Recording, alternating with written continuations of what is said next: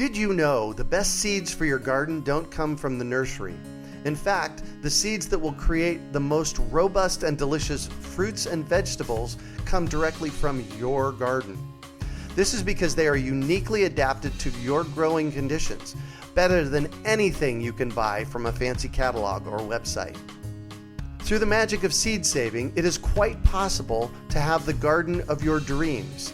The best part is, saving your own seeds is surprisingly easy and fun. With a bit of instruction, anyone can become a seed-saving superstar. Let us teach you how in our free seed-saving webinar. Just text SEEDS to 33444 to sign up, or visit seedsavinghacked.org for more information. That's SEEDS to 33444, or visit seedsavinghacked.org. You're listening to the Urban Farm Podcast, your partner in the Grow Your Own Food revolution. Whether you've just been introduced to urban farming or you're a lifelong advocate, we're sure you'll leave feeling more informed, equipped, and empowered to dig deeper into the soil of your local food economy.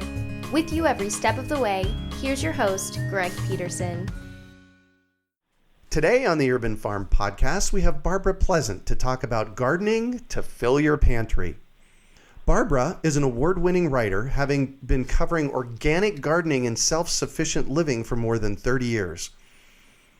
As a contributing editor to Mother Earth News, her work has garnered multiple awards from the Garden Writers Association and the American Nursery and Landscape Association. She has written books on topics ranging from compost to weeds, including Homegrown Pantry, published by Story Publishing, Starting Vegetable Gardens, The Complete Compost Gardening Guide, and The Complete Houseplant Survival Manual. Her columns and articles appear regularly in Mother Earth Living magazine, at growveg.com, and on other gardening websites. Barbara lives in Virginia, where she grows vegetables, herbs, and fruits, along with a few chickens who all have names. Welcome to the show today, Barbara. Thank you. It's great to be with you. Oh my gosh, I'm excited to have you and talk about your new book, which I have a copy of right here. Oh, it only took us 5 years to write it. That's usually how long they take, right? Well, we kicked around. I've worked with this publisher with Story for many. They've published most of my big books. And nice. We knew what we wanted to do, but not exactly how to go about it. And I kind of hung back a little bit, I think. Mm-hmm. Well, you preserve food yourself, don't you, Greg? I do. Okay, so you know the kind of work that's involved in growing your own food and preserving it as well. And so I thought, well, maybe I'm leading people down a primrose path here. You know, it might be something I want to do, but am I pushing this really intensive thing on other people? Right. And then I was giving a talk at a Mother Earth News fair, and the people were so hungry for this information. It's like they were pushing me. I wasn't pushing them. Right. And that's when it turned around for me, and I said, yes, we definitely need to do this. So, well, and preserving food is actually quite simple, is it not? Yes, it is, and especially since different types of preservation, fermentation, nobody used to ferment anything except maybe some dill pickles. Right. And that was all Americans ever were interested in fermenting, and now a lot of us are fermenting a lot of things, and it makes it more interesting, and in cool weather anyway, gives you options. I know you're in a warm climate, and where I am, it gets quite warm in the summer, and I don't ferment when it's hot. I only ferment in the spring and in the fall. But why is that? Because of it's cooler, and I get better results. See, I'm up in the mountains, and we don't need a lot of air conditioning, and so the house is not exactly temperature controlled. Oh, right. That's how we like it. So. Got it. Yeah. Oh, we have to do that temperature control here. Otherwise, 6 months a year, we'd be roasting. Well, I know. I grew up on the Gulf Coast. I can understand that. Yeah. So your latest book, published at Story Publishing, is Homegrown Pantry. Homegrown Pantry. Let me read the subtitle. Yeah. A gardener's guide to selecting the best varieties, planting the perfect amounts for what you want to eat all year round. Tell us about the book. I've got a advanced reader's copy here, and it looks like a lot of fun. It was a lot of fun. It was last year at this time, and about the 1st of April, that I was told we were going to photograph this book at my house. Oh, nice. Right. And I don't know if you're aware of how many coats of paint it takes to cover knotty pine cabinets. But oh my gosh. Anyway, things got real busy. Mm-hmm. But now I look through the book and I say, I made that. I put up those preserves. I dried that rhubarb, and nice. it's kind of, it has a good feel to it. But I think a point is, I'm not telling anybody, go out and grow all of your own food. Mm-hmm. That's not the idea. It's more grow enough of what you really like to eat so that almost every day of the year you're eating something from your garden. Right. And so it's really towards that continuity. To me, it's more of a lifestyle. Mm-hmm. I'm promoting kind of food self-responsibility as a lifestyle because it's healthy. Yeah. Food self-responsibility. Say more about that. Well, we take so much for granted. I'm of the generation where, mothers were encouraged to feed their children Velveeta and Coca-Cola. So to have come full round, this afternoon I'm making nettle tea. There's a whole, it's a different lifestyle. But, okay, food self-responsibility, when you know how to provide yourself with at least some of your food, mm-hmm.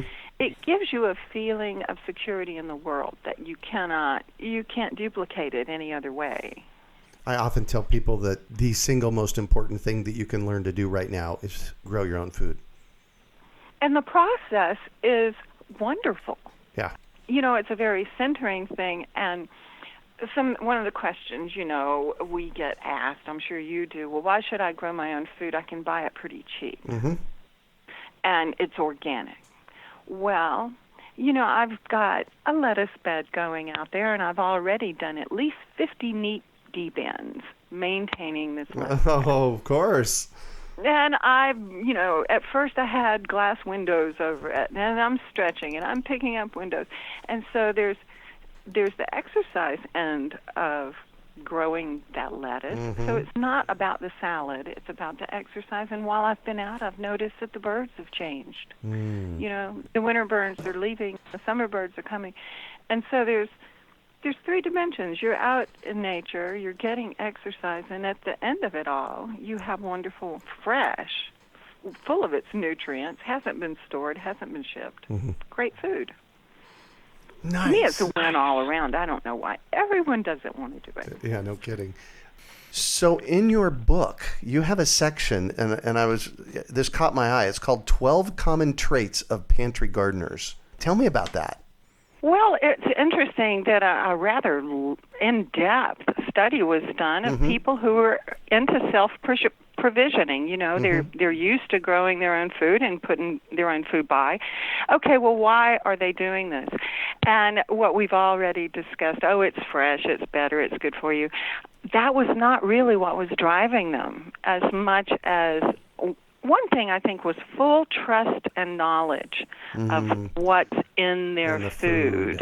Yes. Back in the 80s, Wendell Berry talked about the comfort of the eater. That when you're eating your food, you're not worried about pesticides or hormones or, mm-hmm. whatever. And I think that is a major driving force. Another thing that I think is important is you share. Gardeners share. Mm-hmm. You always have extra of this or somebody else has extra of that. And you share not only food, but recently I gave someone some herbs that they wanted, and they brought me handmade soaps. Oh, nice. So it's those kind of things going on, and it happens all the time. Yeah.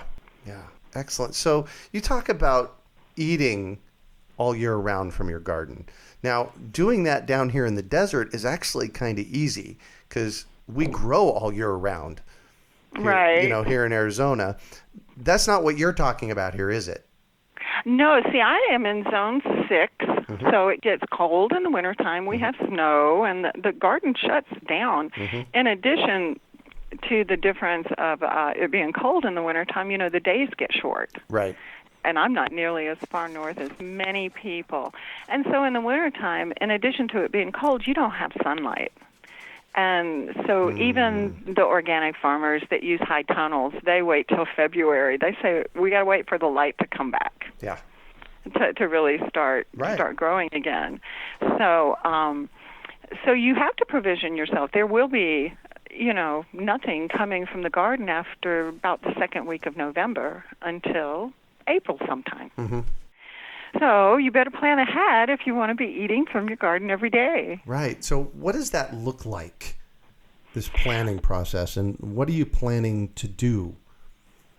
Well, one of the things that I like to do is emphasize the crops that are easy to store. Potatoes, sweet potatoes. I am the queen of pumpkins. I could grow enough pumpkins for half the county if I wanted to. Nice. Nice. But onions and garlic, I'm not self-sufficient. I'm self-sufficient in garlic and pumpkins and tomatoes, peppers, but not in onions. I cannot grow enough onions, even though I diversify there, because we're not just talking about bulb onions, but also shallots, which store longer than bulb onions. And so they come in really handy. Plus, I think I have 3 or 4 types of green onions or multiplying onions. Right. So there's always a challenge left. You can't grow it all the time. Yeah, that's true. That's true. So all right, you mentioned onions multiple times. How do you preserve them? Well, I tell you, mostly I want to just dry them really well and keep them in the basement. I still have some garlic from last year. But last year I also had an unusual pest problem. I had, what do we call them? Garlic or onion root maggots. They're the larva of a fly. Right. And they flew in May, and I didn't know they were down there. And so I, as I was going through the onions over and over again, I kept finding more that weren't going to store. And I ended up I dry leeks. So I didn't want to dry the bulb onions because leeks are so easy to dry. So what I ended up doing was making a shallot confiture. It took 3 days. It was some French thing, but were they delicious? But the best thing is an onion jam to put on a sandwich or into a salad dressing or something like that. It's a canned thing. Wow. Well, my mind just went totally bonkers there. It was like an onion jam. That's like an oxymoron, putting those 2 words in the same sentence. Tell me about that. Well, when I make jams and jellies, I use the low sugar calcium stuff, Pomona pectin. Pomonas, go ahead and say the name. Yep. And so I use the Pomona pectin approach to use only enough sugar, to balance the vinegar. And I did start with a recipe, but as you know from canning, if you're using high amounts of vinegar and sugar, you're in the safe range. But this stuff is great to spread on a sandwich. So is it sweet or is it savory? It's barely sweet. So yes, it's a sweet condiment, but not nearly as sweet as it could be. But it's been great fun and to have in the kitchen. And when I read about it, you see, your reality in the garden pushes you to try new things. Of course it does. And so that was one of my favorite things of last year. Ended up being this jam made out of onions. Onions. Wow. Yeah. My brain is still just trying to wrap around that one. Wow. So this takes time. Preserving your own food. One way is canning. The easy way is to put it in a root cellar if you have a root cellar. Unfortunately, here at the Urban Farm in Phoenix, we don't have anything underground. I keep my potatoes under my bed. Oh, really? It's dry and it's cool and it's dark. And it's in the summer because our potatoes come in and we still have 2 or 3 more months of warm weather. So some of them I have been known to dig a deep hole and bury them. Really? Yeah, and that way they stay. If you dug a hole 18 inches deep and filled the bottom, say 10 inches with potatoes, which is not a lot of potatoes, but anyway. And then cover them up, and they will stay down there until you dig them up. Cover them up with dirt. Yeah. Oh, interesting. Yeah. And I guess they, in the wintertime, they go dormant. Yes, even though there are always potatoes left in where I planted them the year before. It doesn't matter how meticulous I am about picking them up. There's still going to be some down there. They come back, yeah. We have that with sweet potatoes here, but potatoes are not so You easy do? to grow. Yeah. Oh, no, we have to baby sweet potatoes. Mine are just starting to grow indoors. Right. Wow. So... But sweet potatoes are such a wonderful storage crop. I mean, they are. Yeah. I tell people, if you can grow sweet potatoes, grow sweet potatoes. Mm-hmm. Because unless you have horrible deer problems, you're going to get a crop. Yes. So we do get a lot of them. And so once I dig them up, I usually just clean them and stick them in the refrigerator. Is that what I should do? No, you don't need to refrigerate sweet potatoes. They can stay at room temperature. Well, room temperature where? Room temperature at your house or room temperature of my house? Because in the summertime... My extra ones spent the first half of winter in the basement, and they've been up in the main living area. Got it. For a couple of months. So what's left? Not much left. It's kind of sad this time of year. I look in my pantry where there's, in October it was full of canned goods and winter squash and all kinds of things. I make my own wine. We've even drunk up the wine. So, but now it's looking very lean, and I try to take things in order and use the things in the freezer, just the plain stored things, the sweet potatoes and potatoes and things, and then the freezer, and then the canned stuff. But it's all looking lean right now. Yeah, at the end of your winter season. Yeah. Yep. So in your book, you talk about there's 5 basic food preservation methods. That's cold storage, which we were just talking about, right? Potatoes under your bed. Right. We'll just call that cold storage. And you can, in many climates, you can push your luck with root crops, packing them in damp sand or sawdust and keeping them in a cold place. Oh. That's a tip. And sawdust, I never even thought about that.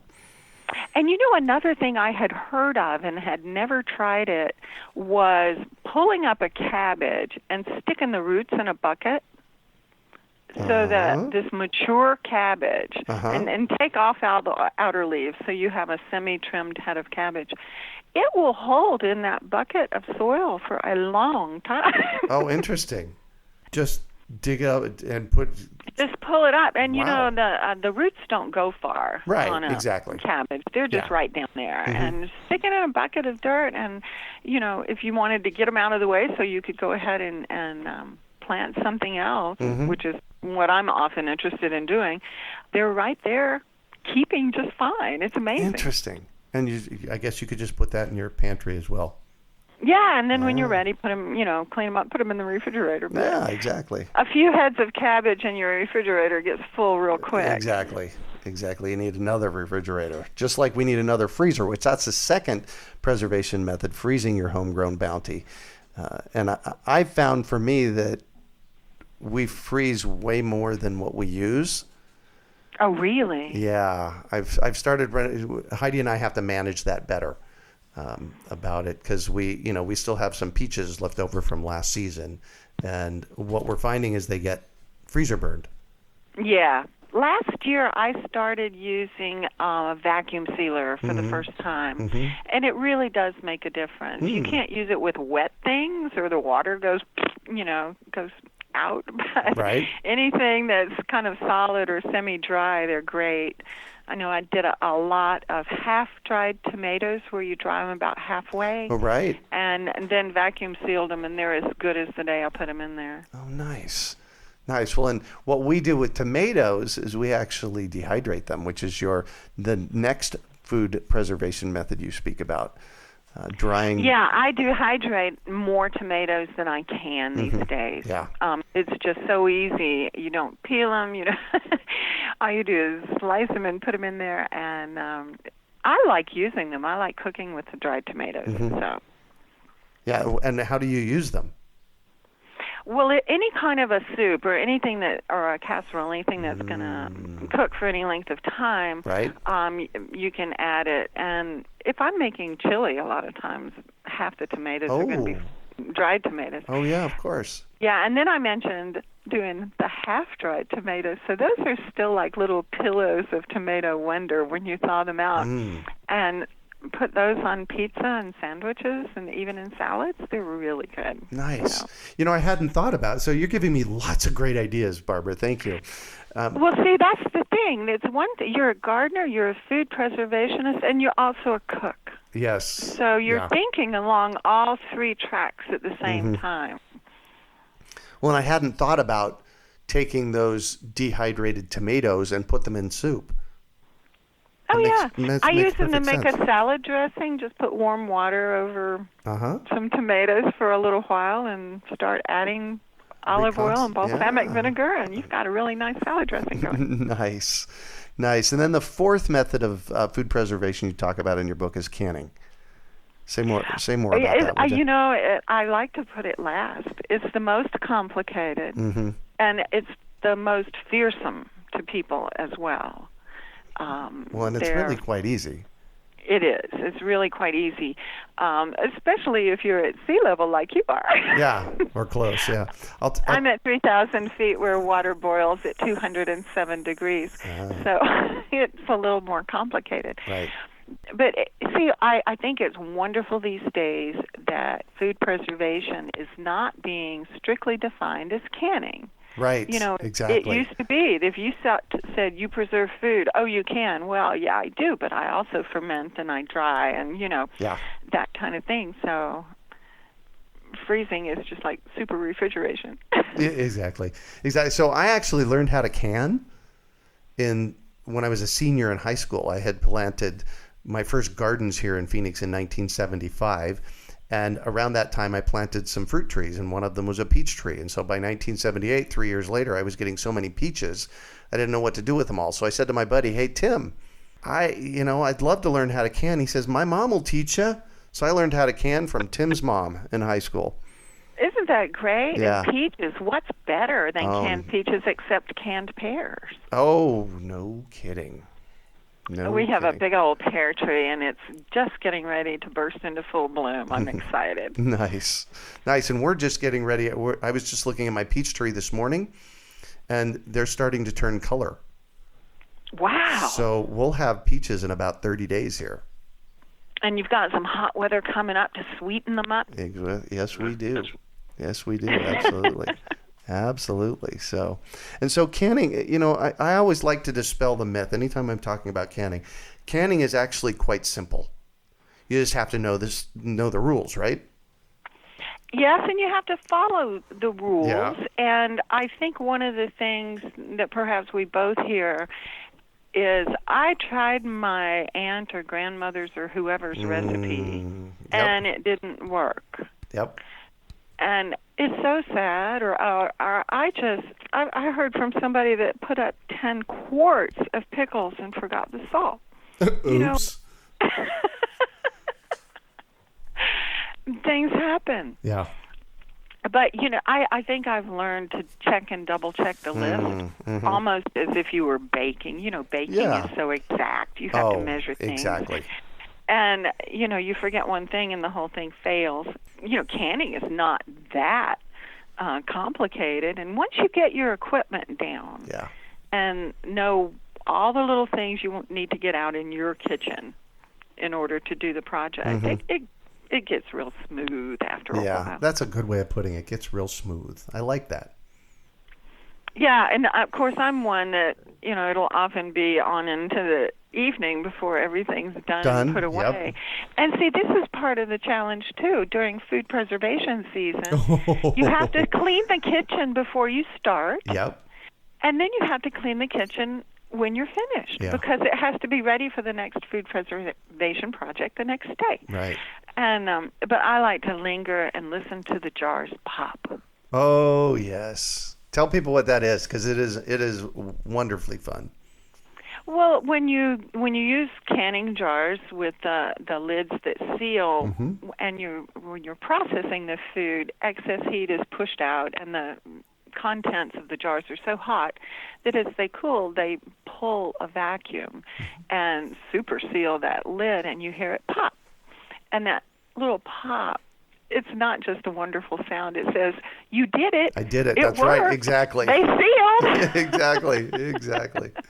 Exactly. And then the next best step is 6 months later or 9 months later, you pull that jar out of the pantry and you pop it off, and it kind of makes a sucking pop noise. Yes. And then you lean over and put your nose in it. And smell it. I just did that. The reason I brought this up at this particular moment is yesterday I opened a jar of apricot. I'm not going to call it jam because I didn't put a whole lot of sweetener in it, but it was just, compote. That's a good word for it. And I put it on my French toast in the morning. Oh, that sounds delicious. Oh, and I had some vegan ice cream the other night that I put it on. We can't grow apricots here except as flowering trees. So what about peaches? Can you grow peaches? Growing peaches organically is a huge challenge because of brown rot, a fungal disease that's encouraged by the damp weather. We have high humidity, and it's a constant threat. And so a lot of times people will plant a peach tree, and it'll grow to maturity, and they'll get 2 good crops, and that's it. Nah, it'll go downhill from there. But we do great with apples and with pears. You said that. And small fruits. And Nice. Okay, good. And the fifth, I said we were going to mention the 5 preservation methods, and you already kind of alluded to it, and that's fermentation. That's something the mysterious one. Yeah, exactly. Tell us about that. Well, it's probably the oldest form of food preservation, and when we're talking about vegetables, we're talking about salt fermentation, where you use salt to limit the microorganisms that can grow. And it sounds silly to say the food knows what to do, but it does. But it does. Yeah. A cabbage particularly, you can use cabbage as your teacher because it's the most wonderful vegetable to ferment. We're all familiar with sauerkraut, which is fermented cabbage, if it's done correctly. But, when I was writing the book, I was pushed to try some other things. Do you know what's really, really good? Tell me. Fermented peas, snap peas. Oh. They are delicious. Like, they call to you from the kitchen. Yeah. Come and eat some of me. Wow. And they're so really prolific. Good. And they're so prolific. Yeah, and they're pretty, and so I'm really looking forward to fermenting more peas this year. Well, one thing that, and I know this from experience, one thing when you're getting ready to start this preservation process, nature is so incredibly prolific. You kind of have to get yourself set up. Make sure you have all the right steps in place so you know where you're going because you're going to get so much. Have you found that to be the case? Well, you do, especially if you're growing something knowing that you're going to be putting up a lot of it. You do have to prepare for that. But as a gardener, you've got several days warning, or you've been, let's say you're just going to make a batch of pickles, which isn't, a multi-step. Even if you're canning them, you still have to prepare them and salt them and soak them and then, all that thing. It's a half a day by the time you're done, even if you're doing the quickie kind. Right. So, but you see that kind of coming up on the horizon. It is time-consuming, but it's so worthwhile. Yeah, especially when you're eating the fruits of your labor months later. Now you've got me thinking about that apricot compote that you made. Oh, yeah. I'm down to 2 jars of peaches. Ah, yeah, I know. We run out, and then it's like, okay, the apricots are on the tree right now. I'm waiting for you. And I run a fruit tree program, education program here in Phoenix, and one of the things that I do for my neighbors on my street is over the years I've given them all fruit trees, and Jenny down the street has an apricot that I gave her that pretty much feeds the entire neighborhood. Wow. Yeah, it is one of the most productive apricots I have ever seen. And so besides the few hundred that I get from the trees here, I get several hundred or maybe even 1,000 from her every year that I get to do something with. Was it a seedling from your tree? No. We do grafted trees here, so it's it's either a Katy or a gold-kissed apricot. Nice. And it's it's one of the 2 varieties that do really well here. Mm-hmm. So I'm going to shift on you, and I'd like for you to talk about a time you failed, how you overcame that failure, and what you might have learned from it. Ooh, failures. You know, because I learned to garden in a warm climate where the season goes on and on. And at the time, you mentioned back in the 70s learning to do this. I was too, only I was in the Southeast, and all of the organic gardening literature was coming from either New York or California. Mm-hmm. And so nobody could tell me when to plant different things, because here I was in zone 7B with this long growing season and didn't know that some things had really short little mini seasons within the season, and that's when they wanted to grow. So, and also you'll recall way back then, you grew these really basic, boring vegetables. Yeah. You grew carrots, corn, tomatoes, peppers, beans, but you did not grow mesclun. I don't think the word even existed in the English language. Yeah, exactly. And bulb fennel was another one. Never seen it. Right. Well, I grew arugula and told Roz Creasy, the queen of edible landscaping, that it tasted like burnt tires.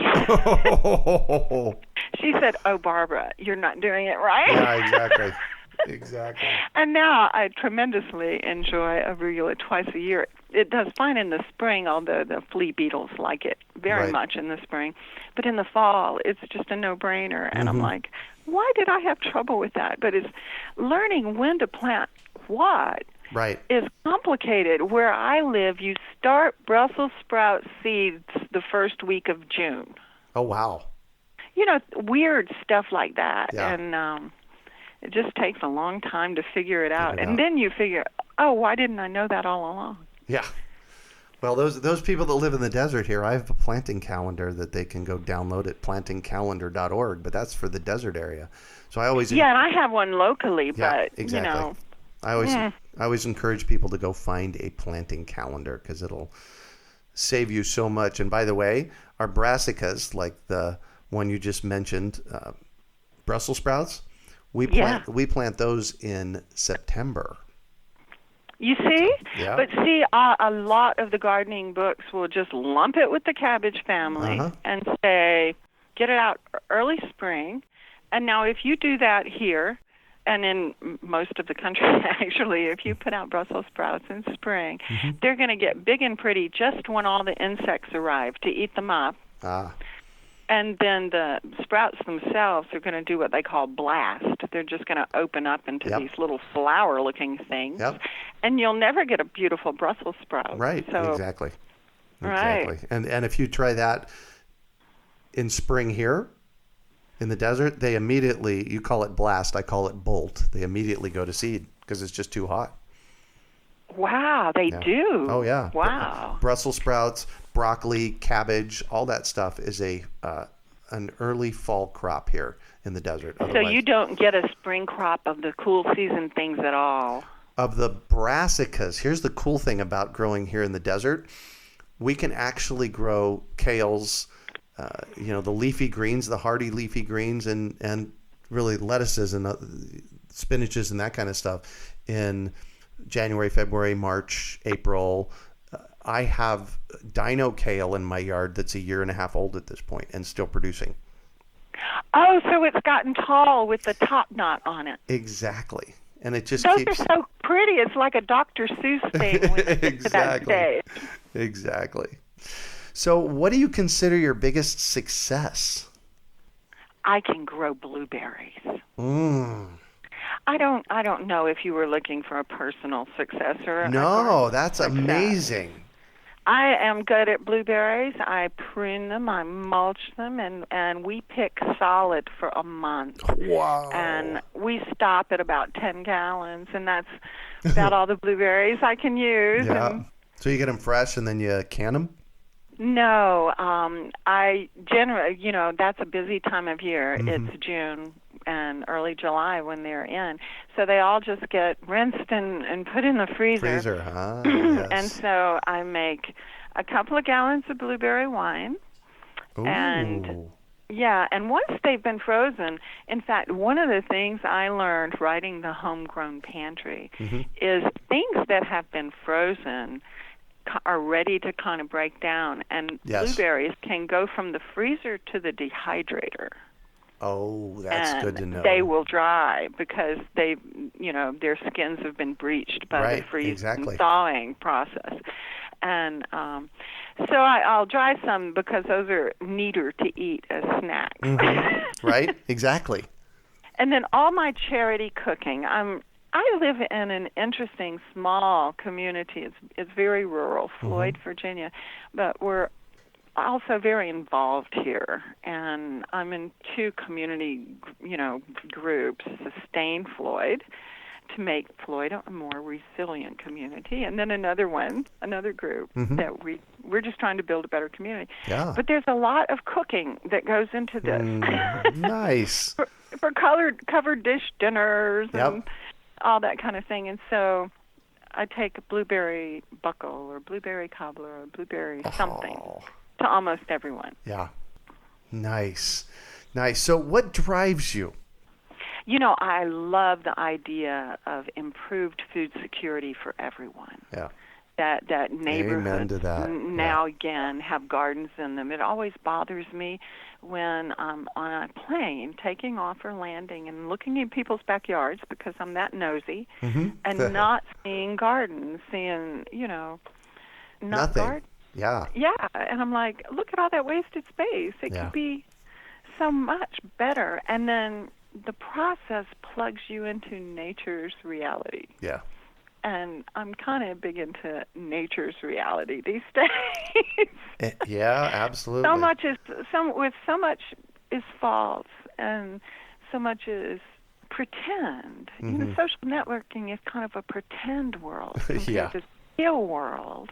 Yeah. And you can spend your time however you choose.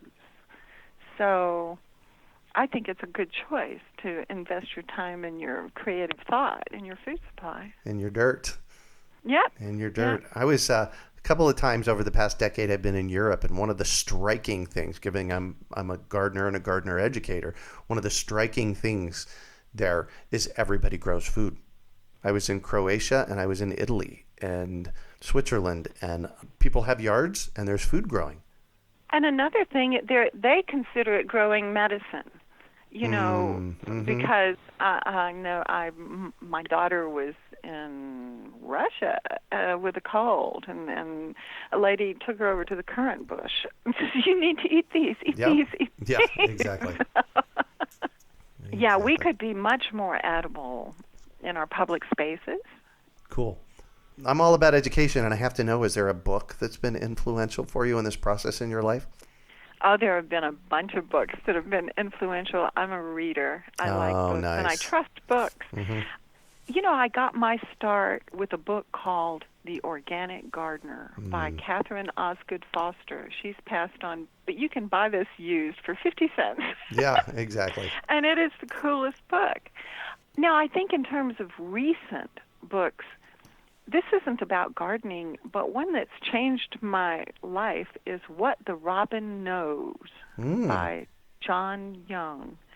How Birds Reveal the Secrets of the Natural World. You will not hear birds the same again once you've read this book. Yeah. You understand not what they're talking about, but what they're trying to talk about. Yeah. And what the different sounds mean, what the chipping means, and it's just fascinating, the change. And of course, here I am in a temperate zone, and right now is when the summer birds start appearing and the winter birds take off for Canada. Oh, right. Right. So right now it's all just crazy out there, but like the songs or the males declaring territory. Period. That's all that's about. Interesting. Well, here we are off talking about birds. It's all about nature. You have chickens and I have chickens. Of course. They're dangerous creatures. They can hurt one another easily. Yes, they can. And so that they have developed song as a way of saying, look how big and strong I am, Yep. how long I can sing, and it's just fascinating. Well, and they also make noises when they're not feeling so good. So, yeah, looking to nature and I'm all about that in this notion of permaculture and, plugging into nature. I love what the late Toby Hemingway said. He says, nature always bats last. So we best get used to that as humans. Oh, it's always there. Yeah. It's always working, and it's so powerful. One of the things that I think comes to you when you get involved in growing your own food is kind of a sense of power that comes from being aligned with nature. Mm-hmm. That, okay, we're all in this together. Yeah. And then there'll be a hailstorm, and you'll say, why? Exactly. Why me? Yeah. Yeah. So what one final piece of advice do you have for our listeners? Well, it depends. You have to start with where you are. One of my books is called Starter Vegetable Gardens, and it has the most simple way to begin. And so I'm used to talking to beginning vegetable gardeners quite a bit, and I tell them to not get too ambitious at the very beginning and get to know only a few crops because they're all different. And you can't generalize that you treat them all the same, and then to build on your successes. Then with old hands like us, I think it's best to change things up from year to year and not grow the same things. It may be after having this kale with you for a year and a half, you've had enough of it for a while. Yeah. You can try these new old heirloom yellow collards. Have you heard of yellow cabbage collards? No, I haven't. Oh, they're so tender and nice. Oh, nice. Things to try or old things to rediscover. Yeah. And that's what I do to experiment. Like right now, I was out in the garden this morning, and it's warmed up here in Phoenix over the past 3 or 4 years, and I planted a mango in the backyard. And the mango has a blossom on it. And wow. Yeah, it's like, okay, it's blossoming now after being in the ground for 2 years. And the mango blossom is teeny. Is it really? It's really small. Like the size of the pin head, not the point, but the other head, the other side, like 2 or 3 of those in size, small. So it's like, and a softball sized mango comes out of this. It's like, isn't nature interesting? Right. Look at a tomato, a big old tomato, man. How many seeds are going to come out of that? Oh, no kidding. Enough for enough tomatoes for your lifetime if you save them. So, well, thank you so much for joining us on the show and sharing your experience with us today, Barbara. It has been a treat getting to chat with you. This has been wonderful, but I feel like we've just been kind of shooting the breeze here. That's what we do here at Urban Farm Podcast. We just get together and chat. It's fun. Yeah. Oh, yeah. And that's the other thing we do. We just have fun doing it. So how can our listeners get a hold of you? Well, my easiest access point is the internet. I'm barbarapleasant.com, and I have a contact form there if you want to ask me something. And, of course, you can find me on Facebook, and I've written so much that I use Pinterest to organize my stuff by subject matter. So. Yeah, good, cool. Well, the book is The Homegrown Pantry by Barbara Pleasant. It's by Story Press, and you can find show notes from today's podcast at urbanfarm.org/homegrown pantry. Well, that's it for today. Thanks for joining us on the Urban Farm Podcast. Did you know the best seeds for your garden don't come from the nursery? In fact, the seeds that will create the most robust and delicious fruits and vegetables come directly from your garden. This is because they are uniquely adapted to your growing conditions, better than anything you can buy from a fancy catalog or website. Through the magic of seed saving, it is quite possible to have the garden of your dreams. The best part is, saving your own seeds is surprisingly easy and fun. With a bit of instruction, anyone can become a seed-saving superstar. Let us teach you how in our free seed-saving webinar. Just text SEEDS to 33444 to sign up or visit seedsavinghacked.org for more information. That's seeds to 33444 or visit seedsavinghacked.org. We hope you enjoyed today's episode of the Urban Farm Podcast. Remember to listen 3 days a week for tips, advice, and resources to help you on your journey with urban farming. You can find us on the web at urbanfarm.org or send us an email to podcast@urbanfarm.org. In the words of Vincent van Gogh, great things are done by a series of small things brought together. Be encouraged that with each lesson learned and skill developed, you are one step closer in the direction of your dreams.